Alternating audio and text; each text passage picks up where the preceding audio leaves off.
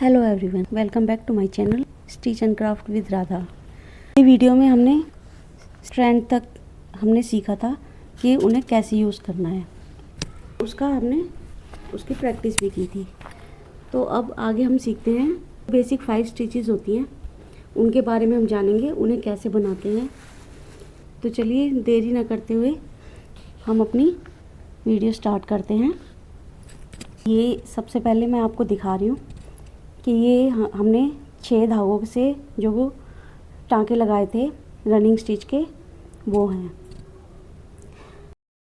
इसके आगे हमें बेसिक स्टिचेस स्टार्ट करनी है, तो उसके लिए मैं इसे थोड़ा आगे बढ़ाऊंगी क्योंकि मैं इसी में आपको बताने वाली हूँ। तो ये हम दोबारा से इसे सेट कर लेंगे फ्रेम को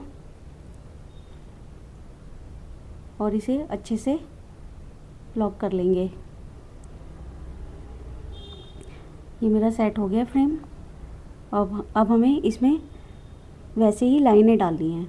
लाइनें डालने से क्या है, हमारी स्टिचेस ऊपर नीचे नहीं होती और हमें आइडिया होता है कि हमें कितना बनाना है, कितना पोर्शन हमें तैयार करना है एम्ब्रॉयडरी का।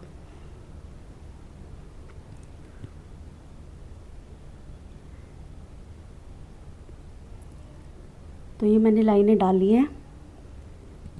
हमें सिर्फ पेंसिल का इस्तेमाल करना है लाइनें डालने के लिए, पेन का इस्तेमाल नहीं करना, नहीं तो वो पेन की इंक जो है वो इधर उधर फैलती है फिर।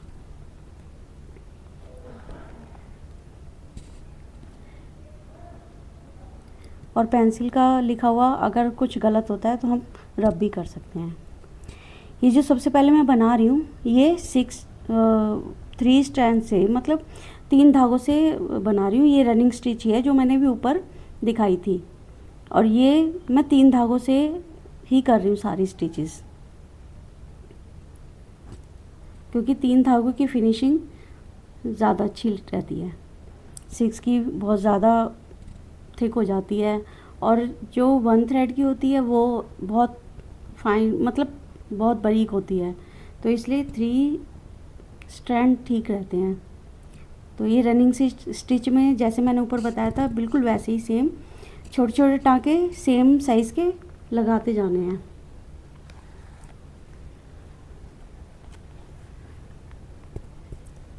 नीडल को फैब्रिक के नीचे से ऊपर लाना है और थोड़ा आगे ले जाकर फिर नीचे ले जाना है, फिर उसके आगे से ऊपर लाओ। इसी तरह से इक्वल साइज स्टिचेस रिपीट करते हुए रनिंग स्टिच तैयार करनी है। इसे हम लीव्स की outline, simple flower outline, border, dotted outline design, इन सब में इस्तेमाल कर सकते हैं। सभी स्टिचेस की लगभग लंबाई बराबर रखें, ये मैंने बता दिया है, तभी हमारी एम्ब्रॉयडरी नीट दिखेगी। अब मैं नेक्स्ट स्टिचेस बता रही हूँ, इसे बैक स्टिच बोलते हैं जो मैं कर रही हूँ।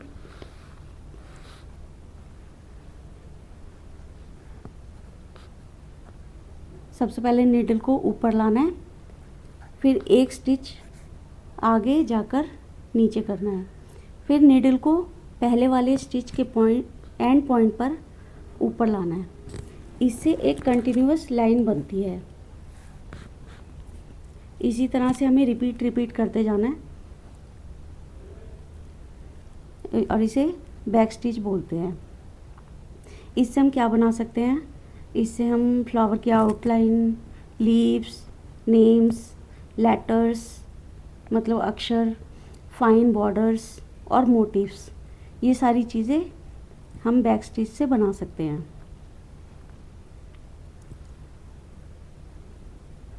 तो इसमें भी हमें जो थ्रेड का डिस्टेंस है वो एक जैसा ही रखना है, मतलब लंबाई सभी स्टिचेस की सेम रखनी है, ज़्यादा फ़र्क नहीं होना चाहिए। मतलब थोड़ा बहुत तो चल जाता है, लेकिन ज़्यादा नहीं होना चाहिए कि एक बहुत छोटा कर दिया और एक बहुत लंबा कर दिया, तो ऐसे फिर वो एम्ब्रॉयडरी नीट नहीं लगती।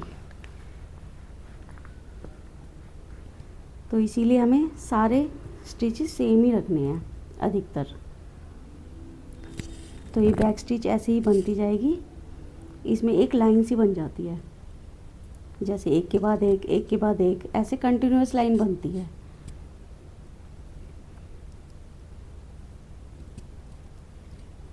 तो ये हमारी बैक स्टिच कंप्लीट होने वाली है।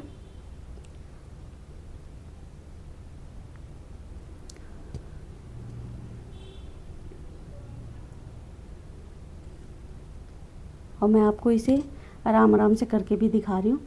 अगर जैसे किसी को समझ नहीं आता तो वो अपने फ़ोन में स्लो करके भी देख सकते हैं, पीछे करके भी देख सकते हैं, किसी भी तरह से देख सकते हैं।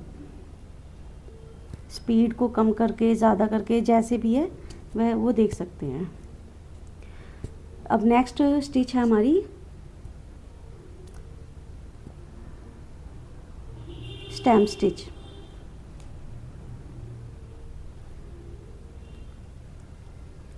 इसमें नीडल को एक लाइन के स्टार्टिंग पॉइंट से ऊपर लाना है। एक छोटा स्टिच बनेगा। नीडल को थ्रेड के एक साइड से निकालते हुए आगे बढ़ना है। धागा हर बार एक ही तरफ रखना है। जब हम इस तरह से टांके लेंगे तो एक सुंदर सी ट्विस्टेड लाइन बनेगी।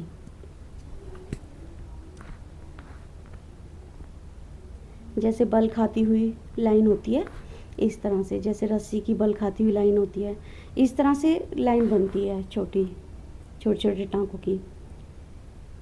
तो इसे ही हम स्टेम स्टिच बोलते हैं। इसे हम यूज़ कहाँ कहाँ कर सकते हैं? हम फ्लावर की स्टेम होती है उनमें कर सकते हैं, कर्व्ड लीव्स होती हैं उनमें कर सकते हैं, फ्लोरल आउटलाइंस होती हैं उनमें कर सकते हैं, कर्व्ड बॉर्डर होते हैं उनमें कर सकते हैं। तो ये बहुत सी जगह हम यूज़ कर सकते हैं इसका, और ये देखने में भी बहुत सुंदर लगती है।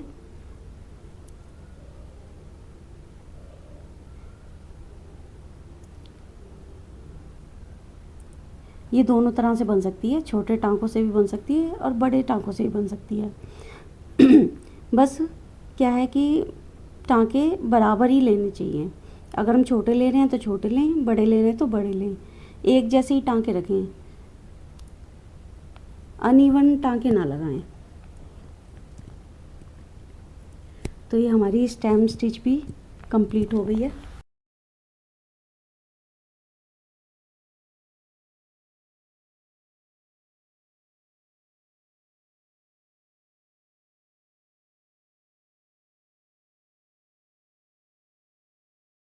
अभी आगे मैं आपको और भी बहुत सारी स्टिचेस बताने वाली हूँ। तो ये जो मैंने एम्ब्रॉयडरी का कोर्स स्टार्ट किया है, आप इसे परमानेंट ज्वाइन कर सकते हो जब तक मैं बताती रहूँगी तब तक, क्योंकि स्टिचेस कम से कम 250 तरह की होती हैं। जितना मुझसे हो सकेगा मैं उतना बताती रहूँगी आपको। मैं ऐसा कुछ बता नहीं रही कि मैं इतनी ही टाँके बताऊँगी।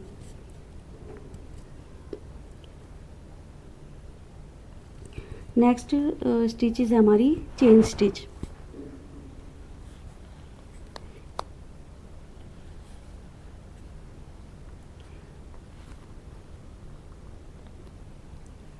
चेन स्टिच में नीडल को फैब्रिक में से ऊपर लाना है, थ्रेड को एक लूप में रखना है, नीडल को उसी जगह के पास से नीचे जाकर लूप के अंदर से बाहर लाना है।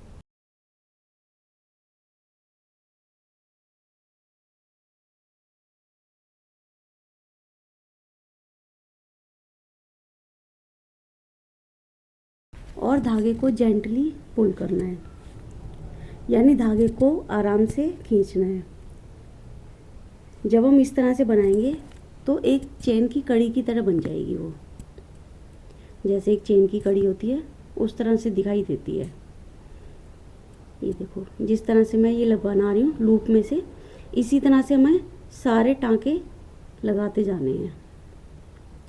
जिस लूप में से हम सुई को बाहर निकालते हैं उसी में से अंदर करते हैं।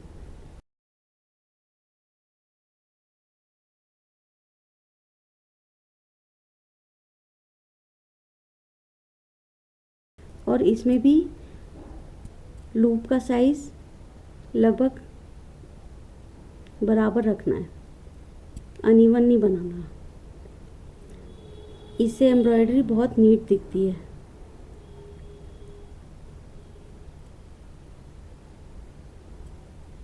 वैसे हम एम्ब्रॉयडरी में जितने छोटे टांके लेते हैं, एम्ब्रॉयडरी उतनी सुंदर दिखती है।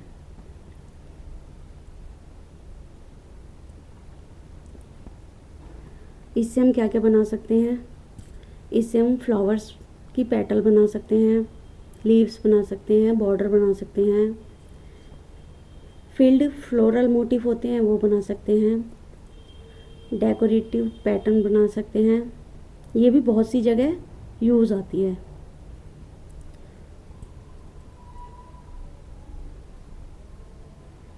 तो इसे हम चेन स्टिच बोलते हैं। बस इसी तरह से हमें पूरी एम्ब्रॉयडरी कंप्लीट करनी है।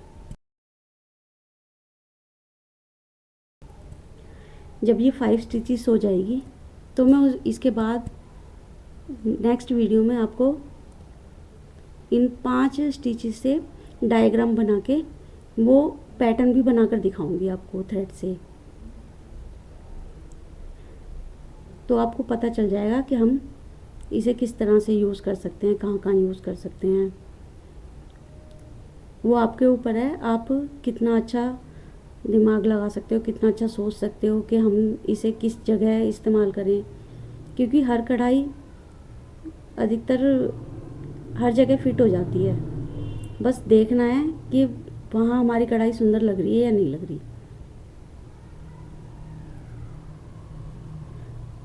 अब हम नेक्स्ट स्टिच करते हैं, इसे बोलते हैं साटन स्टिच। जो भरवा कढ़ाई होती है उसी तरह से होती है। इसमें हम 2 लाइनें पैरेलल लाइन में कर लेते हैं और फिर सीधे सीधे टांके भरते जाते हैं पास पास।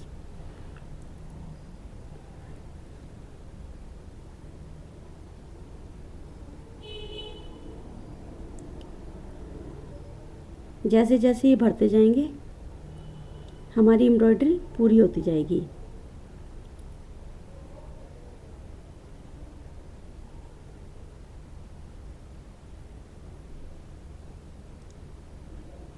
ये हमारी साटन स्टिच होती है, जिसमें पास पास भरवा टांके भरे जाते हैं। सुई को एक किनारे से ऊपर निकालें, फिर दूसरे किनारे तक ले जाकर नीचे डालें, फिर वापस रिपीट करें। ऐसे पास पास सीधी स्टिचेस लगाते जाएं। जो भरावन की कढ़ाई बनकर आती है वही साटन स्टिच होती है। इसके बीच में जो स्टिच होती है, इनके बीच में गैप नहीं होना चाहिए, नहीं तो एम्ब्रॉयडरी बिल्कुल अच्छी नहीं लगेगी। अगर आपको ये वीडियो यूज़फुल लगा हो तो वीडियो को लाइक कीजिए, चैनल को सब्सक्राइब कीजिए और कमेंट करके ज़रूर बताइए कि आपको इन 5 स्टिचेस में से कौन सी स्टिच सबसे ज़्यादा अच्छी लगी। मिलते हैं नेक्स्ट एम्ब्रॉयडरी ट्यूटोरियल में। तब तक प्रैक्टिस करते रहिए और ब्यूटीफुल एम्ब्रॉयडरी बनाते रहिए। Thank you so much for watching.